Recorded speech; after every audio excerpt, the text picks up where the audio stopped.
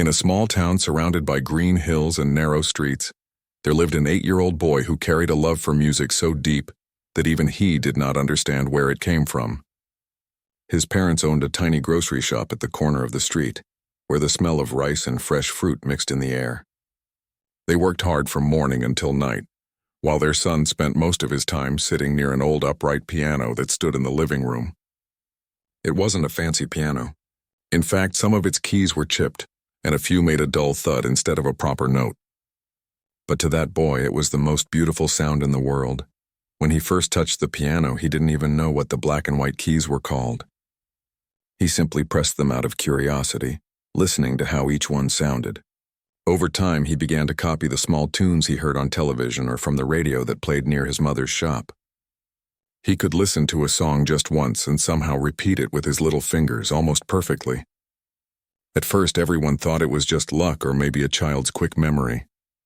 But as weeks turned into months, his playing became smoother, and the music seemed to carry feelings far too deep for someone his age. One day, an old music teacher from the neighborhood stopped by the shop. He often came to buy vegetables, but that afternoon he heard the faint sound of piano keys drifting from the small home next door. Curious, he followed the sound and found the boy sitting alone, completely focused. The teacher watched quietly as the boy played a tune that even his own students found difficult. When the song ended, the man walked inside and asked, "Who taught you that?" The boy looked up shyly and said, "No one. I just heard it once." The teacher smiled in disbelief. He offered to give the boy lessons, free of charge, because he saw something rare in his eyes, the spark of pure connection with music. From that day, the boy's world began to change. Every afternoon after finishing school, he would rush to the teacher's small music room, eager to learn. Unlike other children, he didn't need long explanations or practice drills. He seemed to understand rhythm and tone as naturally as breathing. His teacher sometimes sat back in silence, realizing that there were moments when he could no longer teach, only observe. The boy's hands moved gently yet confidently, as if the piano was speaking through him instead of the other way around. Word began to spread around town. People came to listen to him play on weekends. Some thought it was a miracle. Others said he was simply born with a gift. His parents didn't know what to think. They were proud but also worried. They had never imagined their child would attract so much attention. One evening, as the family sat down for dinner, the boy's father mentioned a big national competition that was going to take place in the city. It was called the Young Musicians Festival, where talented children from all over the country came to perform. "Maybe he should try," his father said softly. His mother looked hesitant. "He's only 8. Isn't it too early?" But the boy's eyes lit up with excitement. "I want to try," he said without thinking twice. The teacher agreed to prepare him. But when the theme of the competition was announced, even the teacher hesitated. This year, contestants had to perform a new composition called the Crystal Etude. It was known among musicians for its speed, its sudden tempo changes, and its technical difficulty. Many professional pianists had already failed to play it perfectly. The teacher tried to convince him to choose a simpler piece, but the boy shook his head. "I want to play that one," he said quietly. The teacher sighed, knowing he couldn't change his mind. Every evening the boy practiced. At first his small hands struggled with the complex jumps between notes. The rhythm seemed impossible to master. The teacher would count aloud, trying to help him follow the timing, but the boy's mind worked differently. Instead of counting, he listened. He closed his eyes and imagined the flow of sound, how each note connected to the next. Slowly, the impossible pattern began to make sense. It was as if his brain saw music not as numbers or sheets of paper, but as pictures that moved in perfect harmony. Sometimes, late at night when his parents thought he was asleep, he would sneak out of bed and sit by the piano again. The moonlight would shine through the window, and the boy would quietly press the keys, repeating difficult sections again and again. His fingers grew sore, but he never complained. There was a strange peace in those moments, just him, the piano, and the sound of dreams taking shape. As the day of the competition drew near, his parents noticed a change in him. He became calmer, more focused. He didn't talk much, but his eyes carried a quiet determination. The teacher, too, felt something different about this performance. He no longer tried to correct the boy. He simply encouraged him to play from the heart. "Don't think about the judges," he said. "Just tell them your story through the music." The boy nodded with a small smile. When the day finally came, the family took an early morning train to the city. The competition was held in a grand hall with red velvet seats and golden lights hanging from the ceiling. Dozens of contestants were already there, dressed neatly, carrying their music sheets. Some practiced nervously backstage, their parents whispering last-minute advice. The boy stood quietly with his small backpack and simple clothes. He didn't look nervous. He simply gazed at the grand piano on stage as if it were an old friend waiting for him. As the event began one by one, the contestants performed. Some played beautifully, others stumbled halfway. The judges, sitting behind a long table, wrote notes, nodded occasionally, but their faces remained serious. The piece everyone feared, the crystal etude, had already defeated several performers. Even one of the older students broke down in tears halfway through, unable to keep up with the tempo. The hall grew tense. People whispered that maybe the composition was too hard even for adults. Then it was his turn. His name was called, and he walked slowly toward the stage. His small shoes made soft sounds against the wooden floor. The lights above seemed too bright, and for a moment he had to blink to adjust his eyes. The judges looked down at their papers, not expecting much from a boy so young. The audience murmured. Some smiled kindly, others looked doubtful. The boy climbed onto the seat, adjusted it quietly, and placed his fingers gently on the keys. For a brief second, everything went silent. He took a deep breath and closed his eyes.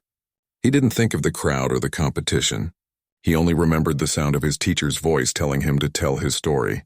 He remembered his parents' tired but proud faces. He remembered the nights he spent alone under the moonlight, practicing until his hands ached. And then he began to play. The first note was soft, almost like a whisper. It floated through the hall and drew everyone's attention. Then in an instant, his fingers moved faster than anyone expected. The notes followed one another like a river bursting through a dam, clear, precise, and full of life. The melody danced, twisted, and rose, creating waves of sound that filled the entire hall. The judges leaned forward. The audience forgot to breathe. No one had heard the crystal etude played this way before. Every change in tempo felt natural. Every difficult part sounded effortless. It wasn't just skill. It was feeling. When he struck the final chord, the sound hung in the air for a few seconds before fading. The hall remained completely silent. Even the judges didn't move. Then, one person in the audience began to clap, followed by another, until the entire hall erupted in applause. The boy sat there quietly, unsure what to do, his chest rising and falling with the rhythm of his breath. He smiled softly, and for a moment, time stood still. His parents had tears in their eyes. His teacher, sitting in the back row, covered his face, overwhelmed with emotion. No one could believe what they had just witnessed. The boy had played a piece that many considered impossible, and he had done it with such grace and honesty that even the hardest critics were left speechless. As he walked off the stage, the teacher met him at the side and placed a hand on his shoulder. "You didn't just play the notes," he said quietly. "You made them alive." The boy looked up and simply nodded. In that moment, it didn't matter whether he won or lost. What mattered was that he had shared something real, something that came straight from his heart. The moment the boy stepped off the stage, the noise of the crowd still echoed in his ears. He could hear people whispering, clapping, even crying softly. He didn't fully understand what had just happened. All he knew was that he had played the way he wanted to, exactly as the music sounded inside his head. His parents hugged him tightly near the side curtain, both of them too emotional to speak. His teacher smiled proudly, his eyes wet with tears he didn't bother to hide. For years he had seen talented students, but this performance had been something else entirely. It was beyond teaching. It was beyond explanation. When the results were announced later that evening, the hall went quiet again. The judges took longer than usual to return to their seats, whispering among themselves. Everyone expected a tie or maybe a shared prize, but when the head judge stood up, his voice trembled slightly as he read out the boy's name. The crowd erupted. Some people stood and cheered. Others simply stared, still trying to process what they had witnessed. The boy walked up slowly to accept his medal, his face calm and shy. When the medal was placed around his neck, he bowed politely, then stepped aside, holding it with both hands as if it were something fragile. That night, The boy's performance made it to television. Clips were shared everywhere, and within a day, people across the country were talking about the little pianist who played what even adults could not. Reporters came to the small town where he lived, wanting to know more about the child with the gentle face and lightning-fast hands. His parents were overwhelmed. Their quiet life had suddenly become full of visitors and flashing cameras. The shop that once sold only groceries now had customers who came just to ask about the boy. Some wanted photos, others wanted interviews. At first, the family tried to keep life normal. They still opened the shop every morning. The boy still went to school, though his classmates now looked at him differently. Some treated him like a hero, while others seemed jealous. The teachers praised him during assemblies, and even the principal mentioned him in the school newsletter. But the boy himself stayed humble. When people asked him how he played so fast, he always said the same thing. "I just listen." He didn't brag. He didn't talk much. He only smiled and went back to his piano. Soon, invitations began to arrive from big cities. Music schools wanted him to perform. Companies offered scholarships, and some even asked to record his music for radio or television. His parents didn't know what to do. They were simple people, never used to this kind of attention. The teacher tried to help by guiding them, explaining which offers were real and which were not. He wanted to protect the boy's innocence. Fame could be dangerous, especially for someone so young. One weekend, they received a special letter. It was an invitation from an international music academy in Vienna, one of the most respected in the world. The academy wanted to see him perform live. The family was speechless. The teacher encouraged them to go, saying it was a once-in-a-lifetime chance. After much thought, they agreed. It was a long trip, but the academy offered to cover the expenses. The boy was excited but nervous. He had never left the country before. He didn't speak the language, and he worried whether people there would understand his music. The journey was long. On the airplane, he watched the clouds and listened to the faint hum of the engines. His teacher sat beside him, quietly studying sheet music. His parents looked both proud and anxious. When they finally arrived, the city was full of lights, tall buildings, and old stone streets that echoed with history. The academy itself looked like a palace, with marble stairs and grand halls filled with instruments. The boy's small frame seemed even smaller in such a big place. On the day of his audition, several professors gathered in a hall. Each had spent decades teaching music. They had heard stories of prodigies before, but they were used to exaggerations. They didn't expect much. The boy sat at a grand piano so shiny he could see his reflection in it. He ran his fingers lightly across the keys, feeling their smoothness. When he started to play, the sound filled the entire room, warm and bright. He played not for fame, not for approval, but for himself. His fingers moved with such control that even the professors found themselves leaning forward, completely still. When he finished, there was a long silence. One of the professors removed his glasses and wiped his eyes. Another simply whispered, "Impossible." They didn't even need to deliberate. They accepted him instantly. For the first time, the boy realized that his music had crossed borders. It spoke a language that didn't need translation. The next months were full of change. He stayed in Vienna with his teacher and parents, learning under new mentors. The lessons were more difficult, but he enjoyed every second. He practiced for hours, sometimes until his hands ached, though he never complained. He studied not only classical music, but also the science behind sound, how rhythm connects to emotion, how silence can be as powerful as a note. His world grew larger with every passing day. Still, there were challenges. The attention he received also brought pressure. Journalists called him a genius. Magazines wrote stories about him with headlines like, "The Child Who Defied Music." Everywhere he went, people wanted to see him perform. The crowds were bigger now and the expectations heavier. Sometimes late at night, he sat alone in his room, wondering if he could ever play freely again, the way he used to when no one was watching. He missed the small piano at home, the smell of his mother's cooking, the quiet streets of his town. One evening, his teacher found him sitting by the window, staring outside. "You're tired," the teacher said softly. The boy nodded. "Everyone wants me to play fast," he whispered. "But I just want to play something slow." The teacher smiled and said, "Then play slow. Music is not about speed. It's about truth." That night, the boy played a soft melody, one he had written himself. It had no name, no rules, just feeling. When his teacher heard it, he closed his eyes and knew this was something special. It wasn't about skill anymore. It was about soul. As the years went by, the boy continued to amaze people. He performed in countries all over the world. Every concert hall he entered was filled with people who came to witness his gift. But even as fame surrounded him, he never forgot where he came from. He always sent letters home, telling his parents how much he missed the small shop, how he missed hearing their laughter through the open window. When he finally returned home for the first time in 2 years, the entire town gathered at the station to welcome him. His teacher was there too, older now but still smiling proudly. That night, back in his old house, he sat again before the same old piano.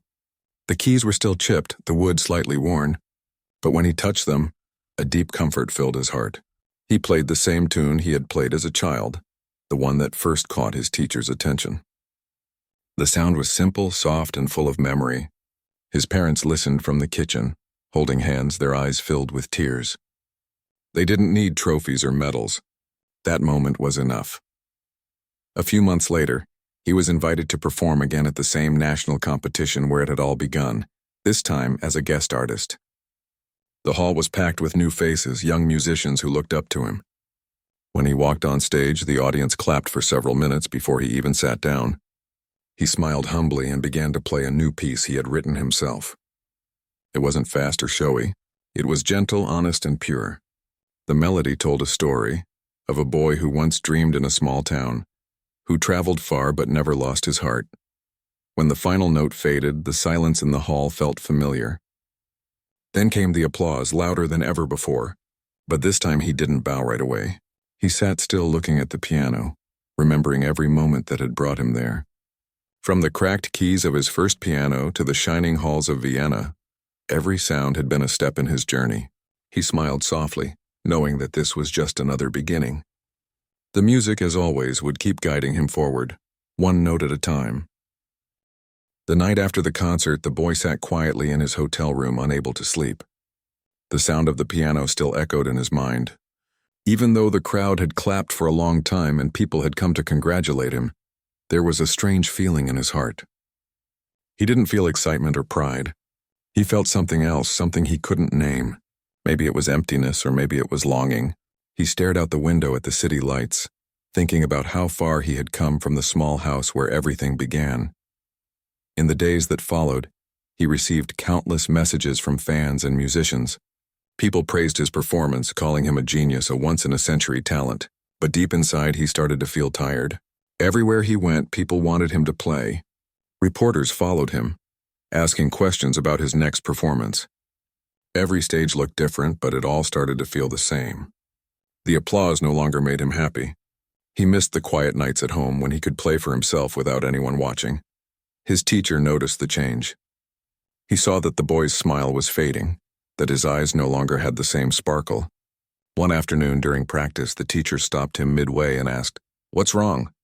The boy looked down and said softly, "I don't know. I just don't feel it anymore." The teacher sat beside him. "Music isn't only about perfection," he said gently. "It's about feeling. If your heart is quiet, maybe it's time to rest." But resting was not easy. His schedule was already filled for the next 6 months. Big organizations had signed contracts. People expected him to perform everywhere. The world didn't give him space to breathe. A few weeks later, he traveled to Paris for a charity concert. The theater was full and the stage lights were blinding. As he began to play, something unexpected happened. For the first time, he forgot a note. His hand froze, his heart raced, and he felt panic rise in his chest. The audience didn't notice much. He quickly continued, but inside he was shaken. After the show, he locked himself in his room, refusing to talk to anyone. He kept replaying the mistake in his mind. To others, it was a small thing. But to him, it felt like failure. That night, his teacher came to see him. "You're not a machine," the teacher said softly. "Even the greatest musicians make mistakes." The boy nodded but stayed silent. It wasn't about pride or fear of judgment. It was the feeling that something precious was slipping away. The joy he once had when he played freely. Music used to feel like home. Now it felt like a burden. After returning home from the tour, his parents noticed the change too. He didn't touch the piano for weeks. Instead, he spent hours walking through the neighborhood, watching children play. listening to the sound of rain against the windows. One afternoon, his father found him sitting outside the shop, staring into the distance. "You've given so much to the world," his father said quietly. "Maybe it's time to give something to yourself." Those words stayed with him. One morning, he made a decision. He told his parents and his teacher that he wanted to take a break. No concerts, no interviews, no cameras. Just time to be normal again. It was a hard choice, and many people didn't understand. Sponsors called, journalists questioned, fans begged him to continue. But he didn't change his mind. For the first time since he was a child, he felt a sense of freedom. He spent his days reading, sketching, and sometimes just sitting by the piano without playing. He started to rediscover what silence felt like. Months passed this way. Slowly, the noise around his name faded. Fewer people came to the door, fewer letters arrived. Some said his fame was over, that the world had moved on. But he didn't mind. He was learning to breathe again. He started going to a small local school nearby, where nobody treated him like a celebrity. He made friends his own age. They didn't care how fast he could play the piano. They played games, shared lunches, and talked about ordinary things. For the first time in years, he laughed freely. One evening, while walking home from school, he heard music coming from a nearby park. A young woman was playing an old public piano that sat under a tree. The tune was simple but full of feeling. He stood there listening, his heart suddenly warm. When she finished, he walked over and asked softly if he could try. She smiled and stepped aside. He sat down and played a few gentle notes, not fast, not perfect, but calm and full of life. When he finished, she clapped lightly and said, "You play like you're telling a story." He smiled, realizing he had missed hearing those words. In that moment, something inside him returned. After that day, he began visiting the park often. Sometimes he played, sometimes he just listened to others. People came and went, but no one asked for his name. It didn't matter who he was. What mattered was the sound, the simple beauty of music shared freely. It reminded him why he had fallen in love with the piano in the first place. The joy was never in being praised. It was in creating something that could touch hearts. One afternoon, his teacher visited unexpectedly. He had heard that the boy was playing in the park again. Watching from a distance, he saw how peaceful he looked. When the boy noticed him, he smiled and ran over. "I'm playing again," he said happily. The teacher nodded, tears in his eyes. "Yes," he said. "And this time, you're really playing." They sat together on a bench, listening to the sounds of children laughing and piano notes drifting through the air. It felt like everything had come full circle. In the months that followed, he slowly returned to performing, but on his own terms. He refused big commercial offers and focused instead on small concerts, often in schools, hospitals, and community centers. He wanted to share music with people who needed it most. His performances became more intimate, less about skill and more about emotion. Audiences loved him not just for his talent, but for the honesty in his playing. Every note carried warmth, as if telling a story of struggle, loss, and rediscovery. One evening, during a small concert at a children's hospital, he played a song he had written during his break. The melody was simple, slow, and full of light. As he played, he looked at the children listening, some in wheelchairs, some holding their parents' hands, and he realized that music didn't have to be perfect to be powerful. When he finished, one little girl whispered to her mother, "It sounds like happiness."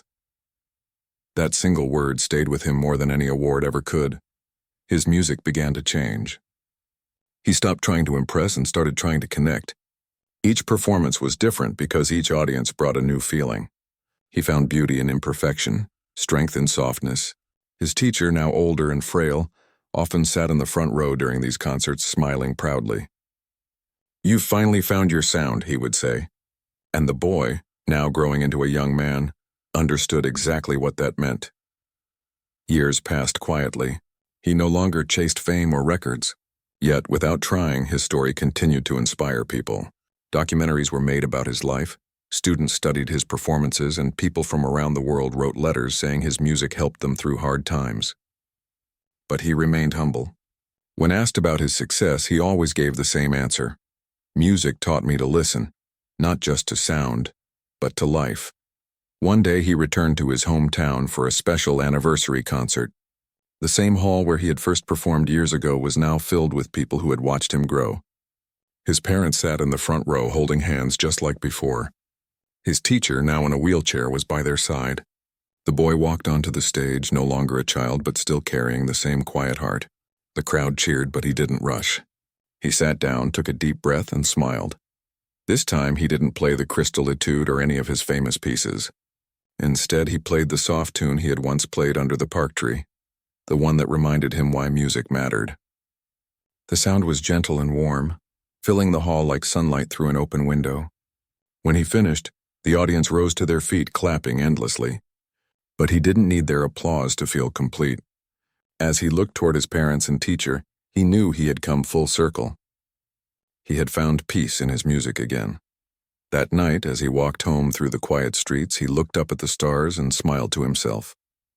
He knew that the journey wasn't about how fast he could play or how famous he could become. It was about finding the heart behind every note, and for the first time in a long time he felt truly free. Years went by, and the boy who once amazed the world with his 3-second performance had now grown into a young man. His music had matured just like his heart. He no longer played to prove himself. He played to express what words couldn't. Wherever he performed, people felt moved, not because of his speed or precision, but because they could feel his emotions in every note. Yet behind the calm smile and gentle presence, he carried quiet questions about life that fame and applause could never answer. After the anniversary concert in his hometown, his life began to shift again. The teacher who had guided him since childhood fell ill. It was something everyone feared but hoped would pass. The young man visited him almost every day, bringing tea, reading old sheet music aloud, and sometimes just sitting in silence. The teacher would often ask him to play softly by his bedside, saying that hearing his students' music made him feel young again. Those moments were filled with both love and sadness. The young man realized that the person who had once taught him how to play was now teaching him how to let go.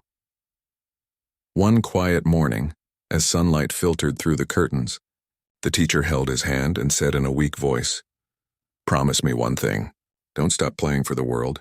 Even when I'm not here to listen, keep the music alive." The young man nodded, holding back tears. A few days later, the teacher passed away peacefully. It was one of the hardest moments of his life. He didn't play the piano for several weeks. The keys felt too heavy, the sound too empty. But eventually, he remembered the promise. And when he finally sat down to play again, it wasn't with sadness and it was with gratitude. Every note carried his teacher's memory, like a whisper that would never fade. After that, his performances became even more heartfelt. He began organizing small charity concerts in memory of his teacher, raising funds to help children who couldn't afford music lessons. He believed that talent should never depend on money. Many people were inspired by his kindness and humility. Despite his fame, he still lived a simple life. He didn't buy luxury cars or big houses. He preferred quiet mornings, home-cooked meals, and evenings spent near the piano, writing new melodies that spoke of love, loss, and hope. One day, while visiting a small coastal town for a performance, he met an old piano maker who had built instruments for decades. The man showed him an old grand piano that had been damaged by sea air and time. Its surface was cracked and some keys no longer worked. But when the young man touched it, he felt a strange connection. The sound, though imperfect, was warm. The piano maker smiled and said, "It still sings even when it's broken. Maybe that's what makes it beautiful." Those words stayed in his mind. He realized that people were the same. No one was perfect. But every heart could still make music if it tried. That evening, during the concert, he decided to play that same old piano instead of the modern one the organizers had arranged. Everyone was surprised. Some worried it wouldn't sound right. But as soon as he began, the room filled with a tone so raw and emotional that people forgot the instrument's flaws. The slightly uneven notes added a human touch, a reminder that true beauty often lies in imperfection. When he finished, the audience stood in silence before breaking into long applause. Many had tears in their eyes.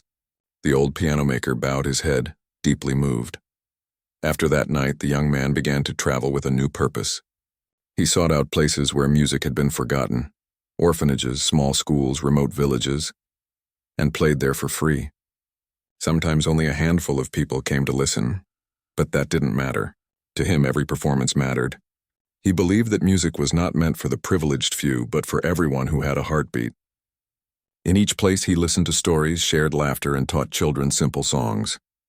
Some of those children would later say that those short moments changed their lives forever. Still, fame had its way of following him. Journalists continued to search for him, wondering why he chose such quiet places instead of grand stages. When asked, he always gave the same gentle answer, because that's where music is needed most. His humility made him even more respected. Many people said that he had become more than a pianist. He had become a messenger of peace, a reminder that art could heal hearts. One year during his travels, he was invited to perform at an international peace gathering. Musicians from all over the world came to share their culture and sound. The young man felt honored but nervous. The event was broadcast globally, and millions would be watching. As he stood backstage waiting for his turn, he thought about his journey.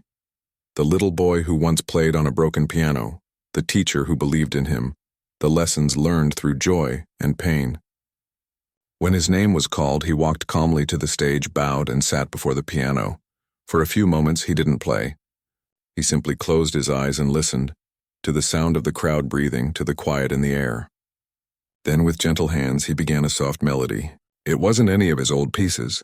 It was something new, something he had written for this very moment. The music started slow, like a heartbeat, then grew with emotion. The rhythm spoke of unity, of hope, of people coming together despite their differences. By the end, many in the audience were wiping tears from their eyes. When the final note faded, silence filled the hall. Then slowly, the crowd stood and applauded with all their hearts. After the concert, world leaders and artists came to thank him. Some said his performance had spoken more about peace than any speech ever could. He smiled humbly and said, "Music belongs to everyone. It reminds us that we are all connected." That performance became one of the most talked about moments of the event. Videos of it spread across the world, inspiring millions. But he didn't seek the attention. As always, he quietly left the spotlight, preferring to walk among ordinary people. In the years that followed, he continued composing. He wrote pieces inspired by the places he visited, the sound of waves, children's laughter, the wind through trees. Each melody carried a story, and his listeners could always feel the sincerity behind it. People began calling his music a bridge between hearts. Even those who didn't understand music deeply said it brought them peace. But even as the world admired him, he stayed humble. He never saw himself as a legend or a hero. He often said that he was still learning, still growing. When asked where his inspiration came from, he would smile and say, "From life, from people, from silence." He believed that everyone had a rhythm, a song waiting to be heard. One rainy night, while sitting alone in his room, he opened an old box filled with memories. The first medal he ever won, a photo of his teacher, letters from fans, and a worn-out piece of paper with simple notes scribbled on it. It was the first melody he ever composed as a child. He played it again softly, letting the sound fill the room. He realized that no matter how far he had gone, that little boy inside him was still there, still listening to the music of life. As years continued to pass, his name became legendary, but he remained the same quiet soul. People told stories about how he played broken pianos, comforted strangers with his songs, and brought music to forgotten corners of the world. But those who met him in person always said the same thing. He was kind, gentle, and humble. He never spoke about greatness. He only spoke about gratitude. On his last visit to his hometown, he walked through the same narrow streets where he once chased after sounds as a boy. The old grocery shop was still there, now run by someone else.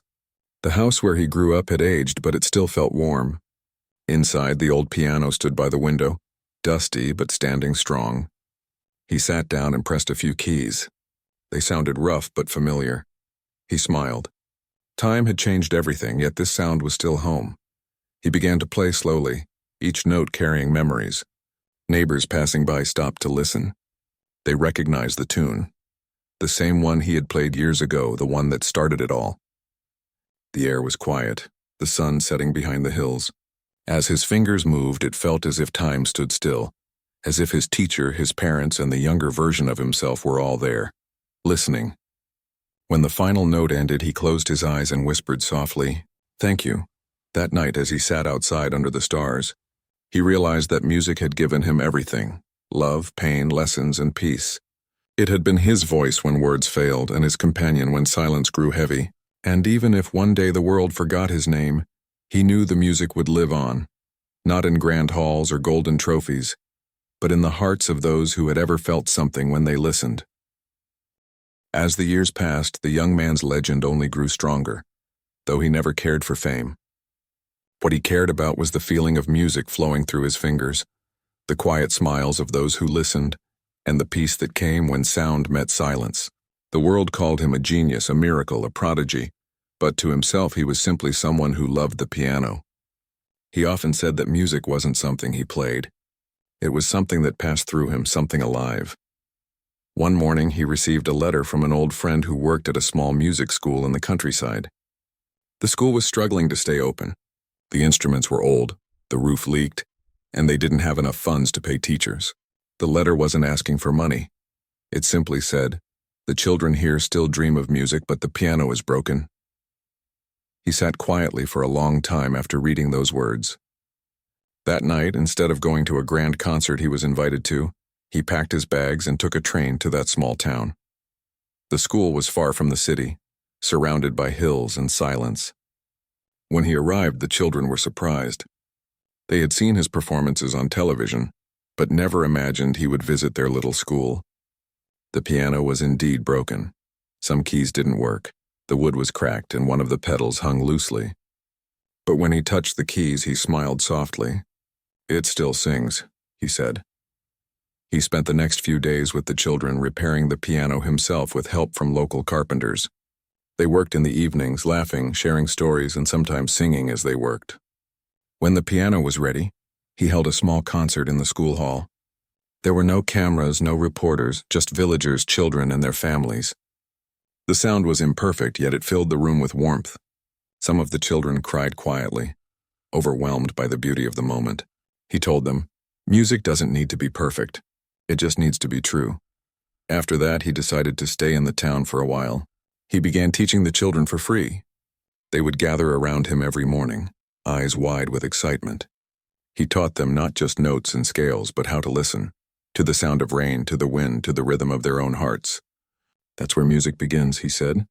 Under his guidance, the children started writing their own little tunes. Some were shy, some bold, but each one carried feeling. Soon the school was alive with music again.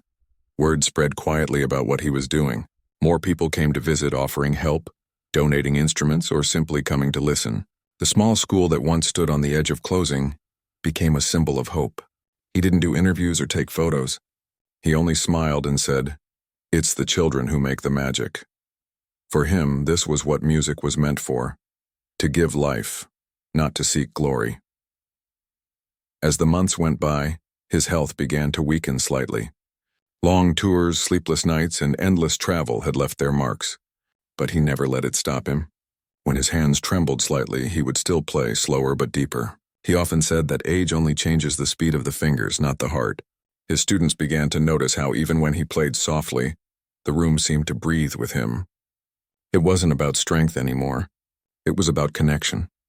One evening, after a long day of teaching, he sat alone by the piano while the sun set outside. The light fell across the keys, golden and warm. He closed his eyes and began to play a soft melody, one that no one had ever heard before. It was simple, almost childlike, yet full of emotion. A few students who had stayed behind listened quietly from the doorway. They said later that the sound felt like a memory, like someone saying goodbye without using words. When he finished, he looked up and smiled at them. "Every song ends," he said gently, "but its echo never dies." Over time, his students began performing across the country. Some became music teachers, others joined orchestras, and a few started their own small schools. Wherever they went, they carried a part of his kindness and teaching with them. They didn't try to copy his style. Instead, they learned to find their own voice just as he had taught them. He was proud of them all, though he never took credit. He often said, "I only showed them where to listen. The rest was already inside them." One winter, the town decided to hold a festival in his honor. They invited people from nearby villages, built a small stage, and decorated the streets with lights. When he arrived, he looked surprised but happy. The children ran up to him, laughing, pulling him toward the stage. They had prepared something special. Each group performed a short piece they had written themselves. The air was cold, but the music was warm. He watched with tears in his eyes, clapping after every performance. When it was his turn, the crowd asked him to play just once more. He sat at the same old piano, the one they had repaired together years ago. The sound was softer now, but still beautiful. He began to play one of his earliest compositions, the piece that had once stunned judges when he was only 8 years old. But this time it was slower, more tender. Each note carried decades of memories and of laughter, struggle, loss, and love. The crowd listened in silence, some holding hands, others wiping their eyes. When he reached the final note, he paused for a moment, then whispered, "For all of you." The crowd rose to their feet, clapping and cheering. But he just smiled and bowed his head. That night he stayed awake for a long time, listening to the sound of the wind outside his window. He felt at peace. He had lived his life through music, and it had led him to places he never dreamed of. He thought of his teacher, of the first time he touched a piano key, of every person who had listened along the way. He realized that music wasn't just something he had given to the world, it was something the world had given back to him in return. The next morning he woke early and went for a walk near the hills. The town was still asleep. The sun was rising slowly, painting the sky with orange and pink. He stopped near an old oak tree and sat down, watching the light spread across the fields. In his mind, melodies drifted softly, blending with the sounds of birds and rustling leaves. He closed his eyes and smiled, as if hearing something only he could understand. In the following days he wrote a final composition, one that captured everything he had learned in his life. It was gentle, honest, and full of heart. He titled it simply, "For Tomorrow." When he played it for his students, he said, "This one belongs to you now." They didn't realize then how meaningful those words were, but years later they would understand that it was his gift to them, a song of gratitude, of passing the torch. Time moved forward quietly. The young man, now older and slower, continued teaching as long as he could. When his fingers could no longer move as freely, he taught through words, stories, and memories. The children still gathered around him, listening with the same wonder as ever. Even when he no longer performed publicly, people still came to meet him seeking advice, inspiration, or just a few kind words. He always welcomed them with a smile. One evening, as the sun dipped low, he sat by the piano once again. His hands rested gently on the keys. He didn't play a grand piece this time, just a few soft notes. The sound echoed through the room, simple and pure. Outside, the wind whispered through the trees, and somewhere far away, a bell rang from the village. He looked up as if listening to something distant and smiled.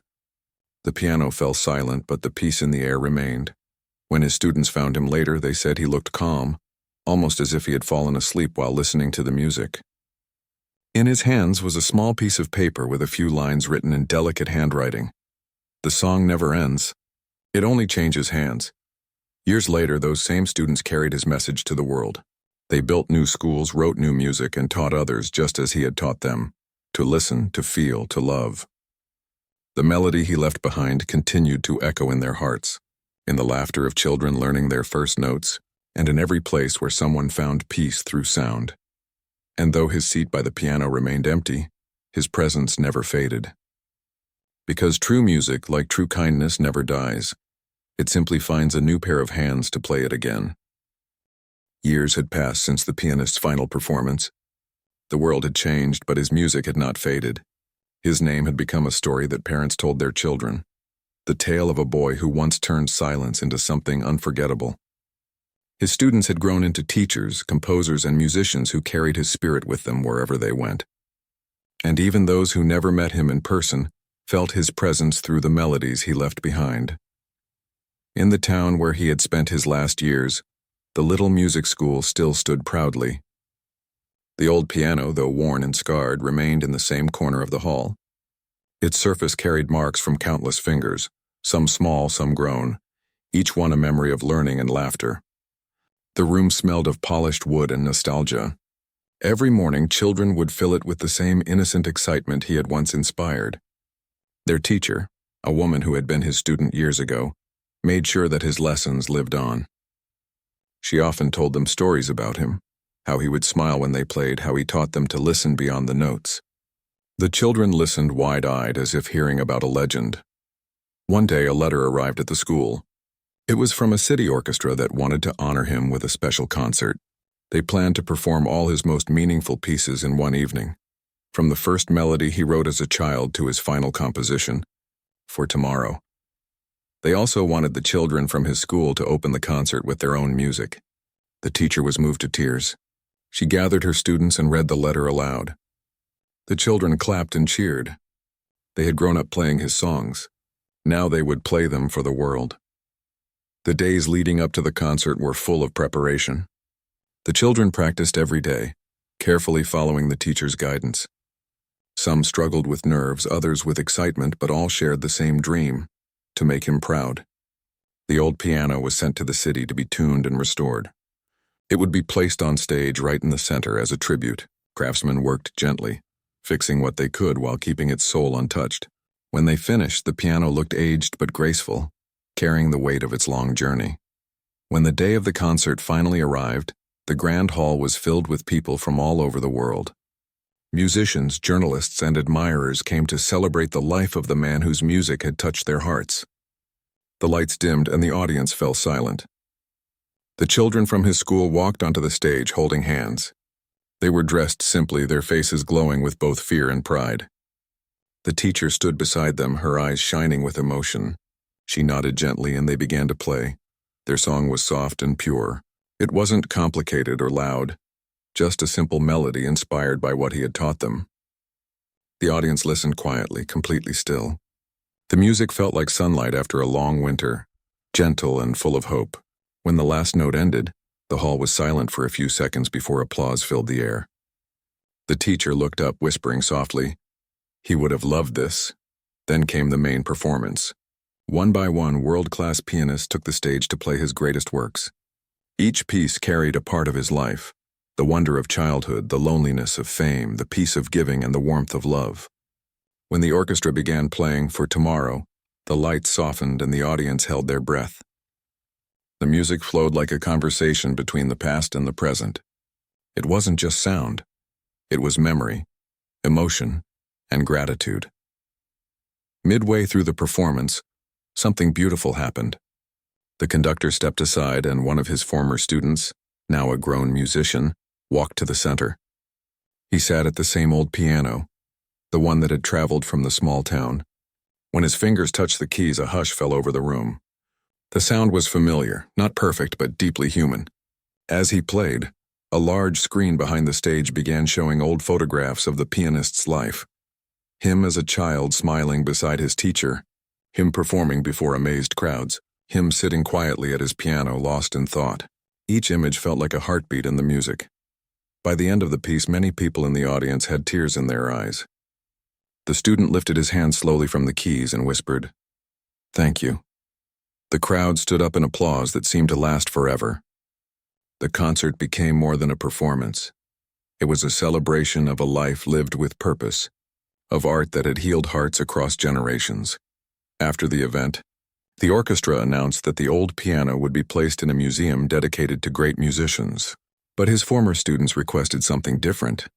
They said that the piano should stay in the school where it belonged, among children, laughter, and dreams. The organizers agreed. The piano returned home, back to the small hall where his music still echoed. A small plaque was placed above it, engraved with his words, "The song never ends. It only changes hands." In the months that followed, more visitors came to the town than ever before. Some were musicians seeking inspiration. Others were travelers who had heard his story and wanted to see the place where it all began. The teacher welcomed them warmly, showing them the piano, the classroom, and the garden where he used to sit and write. Many left behind flowers, letters, or drawings. One visitor left a note that read, "Your music taught me how to feel again." The town, once quiet and forgotten, now thrived with life. The sound of children practicing filled the streets. Every year they held a small festival in his memory, where anyone, young or old, skilled or not, could come and play. It wasn't about perfection. It was about joy. The atmosphere was always light and full of laughter. Sometimes during the performances, an older villager would look at the stage and say softly, "He would have loved this." The years continued to roll forward, and the world kept changing, but his name never disappeared. His compositions were studied in music schools, played in films, and remembered in countless hearts. New artists spoke of him as their greatest influence. But the truest legacy remained in the way he had touched people, not just through his genius, but through his humility. He had shown that music wasn't about fame or applause. It was about connection, kindness, and honesty. One afternoon, decades after his passing, a little girl wandered into the old school with her mother. She was shy and quiet, holding a small music notebook. The teacher, now much older, smiled and asked if she liked the piano. The girl nodded. The teacher guided her to the old instrument, now polished but still carrying the marks of age. "Try pressing a key," she said softly. The girl hesitated, then touched one of the white keys. The sound was gentle but clear. She looked up, eyes wide, and whispered, "It still sounds beautiful." The teacher smiled. "Yes," she said, "it always will." That evening, after everyone had gone home, the teacher sat alone in the hall. The sunlight poured through the window, casting golden reflections on the piano. She thought of him, his smile, his patience, his music. She could almost hear his voice reminding her to listen to the world, to the small moments that made life meaningful. She closed her eyes and whispered, "We kept your promise." Outside, the town was peaceful. Children's laughter echoed in the distance, blending with the soft rustle of trees. Somewhere, a melody drifted faintly through the air, one of his old songs being played by a child learning for the first time. It carried across the streets, through open windows, into hearts that didn't even know his name. And in that moment, it felt as if the music was alive again, gentle, timeless, endless. For those who remembered him, he was more than a musician. He was a reminder that beauty can come from humility, that greatness can live in quiet moments, and that even the shortest song can last forever, if played with love. His story became a symbol of hope, teaching the world that even one person, guided by passion and kindness, can change everything. And so, his melody continued on in the hands of children, in the hearts of strangers, in the whisper of wind through the piano strings. It lived on, not as a performance, but as a feeling. A gentle truth passed from one soul to another like light through an open window. The song never ended. It simply kept finding new hands to play it again.